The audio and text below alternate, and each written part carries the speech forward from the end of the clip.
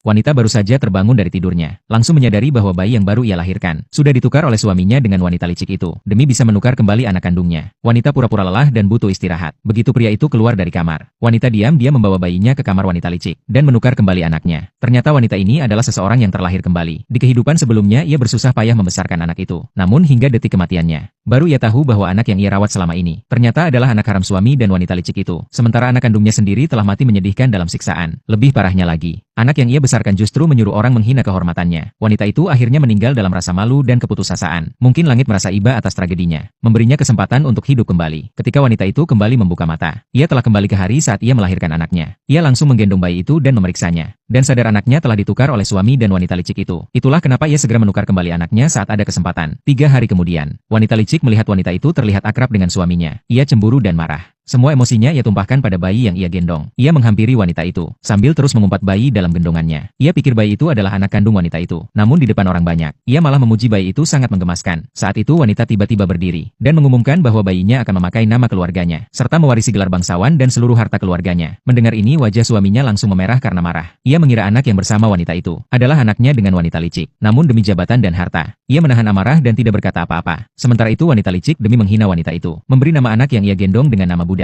Bertekad akan membiarkannya menjadi budak seumur hidup. Lalu wanita itu dengan alasan menjaga kehormatan anak bangsawan, memerintahkan wanita licik pindah ke pavilion terpencil, agar tidak merusak nama baik putranya. Wanita licik tidak terima namun tidak bisa berbuat apa-apa. Akhirnya ia terpaksa pindah ke pavilion terpencil. Tak lama kemudian, suami diam-diam mengunjungi wanita licik untuk menghiburnya. Mereka sedang bermesraan, ketika tiba-tiba ketahuan oleh pelayan pribadi wanita itu. Pelayan segera kembali dan melapor. Setelah mendengar semuanya, wanita itu memutuskan untuk memperingatkan mereka. Ia lalu datang ke depan kamar wanita licik, mendorong pintu masuk. Wanita licik panik dan segera menghampirinya.